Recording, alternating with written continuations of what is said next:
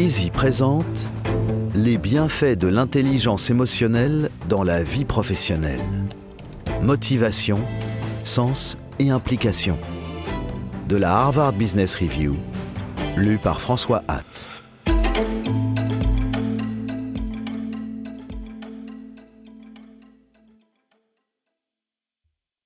Donnez du sens à ce que vous faites. Par Gabriel Joseph Dezèze, rédacteur en chef de Harvard Business Review France. Au travail, vous sentez-vous utile ou ne servez-vous à rien? Nous travaillons en moyenne 35 à 40 heures par semaine. Cela représente environ 80 000 heures à la fin d'une carrière. C'est probablement plus de temps que vous n'en passez avec votre conjoint ou vos enfants. Au-delà de votre salaire, que vous apporte le travail? Peu de questions peuvent se prévaloir d'être aussi importantes. Il est déprimant de traverser la vie en vivant son travail comme étant dénué de sens, atroce, comme une corvée qui pompe l'énergie de votre corps et de votre esprit. Pourtant, c'est le cas de nombreux employés. D'après une enquête Gallup, 1/3 seulement se sentent investis. Dans un monde idéal, nos vies professionnelles seraient totalement épanouissantes, pleines de sens et intrinsèquement motivantes.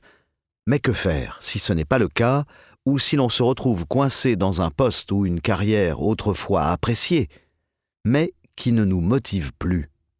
Trouver du sens au travail, c'est tout simplement trouver du sens à la vie. Interrogez-vous sur ce qui vous anime. Quelle est, de manière plus générale, votre raison d'être? Commencez par déterminer ce que vous attendez de votre travail à ce stade de votre vie. Tout le monde n'aspire pas à une carrière de haut niveau. Les gens appartiennent généralement à l'une des 3 catégories suivantes. Celle de ceux qui considèrent leur travail comme une carrière, celle de ceux qui le voient comme un simple emploi, et celle de ceux pour qui c'est une vocation. Sans surprise, ce sont les individus qui font partie de cette dernière catégorie qui sont les plus performants au travail et les plus satisfaits de ce qu'ils font. La clé pour vous est de déterminer ce qui vous intéresse maintenant, ce qui vous motive et vous passionne, et de partir de là. Dans ce livre audio, les experts qui collaborent à Harvard Business Review vous apporteront une énorme matière à réflexion pour trouver une raison d'être et un sens au travail. Et le jeu en vaut la chandelle. Avoir une raison d'être est en effet essentiel au bien-être. À ce propos, dans le cadre d'une étude longitudinale, des chercheurs ont découvert que les personnes manifestant un dessein intérieur ont 15% de chances en moins de mourir. Être animé par une raison d'être dans nos missions professionnelles est tout aussi important. Mais il ne suffit pas d'en trouver une bonne fois pour toutes.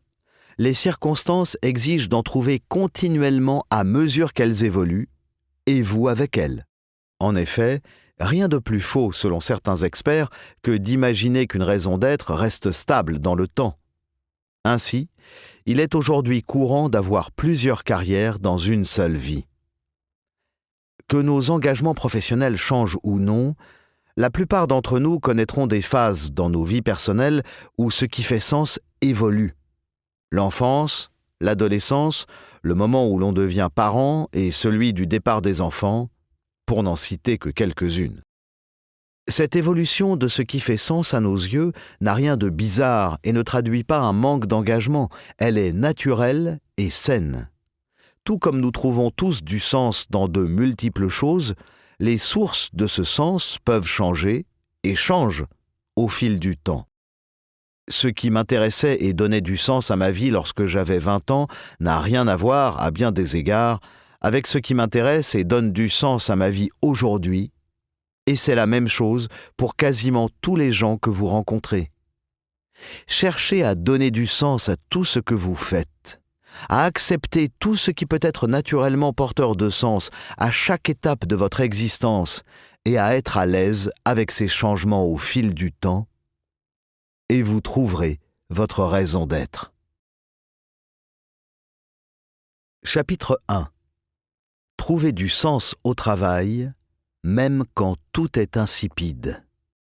Par Morton Hanson et Dacher Keltner. Morton Hanson est professeur à l'Université de Californie à Berkeley et à l'INSEAD à Fontainebleau. Il est l'auteur de Collaboration.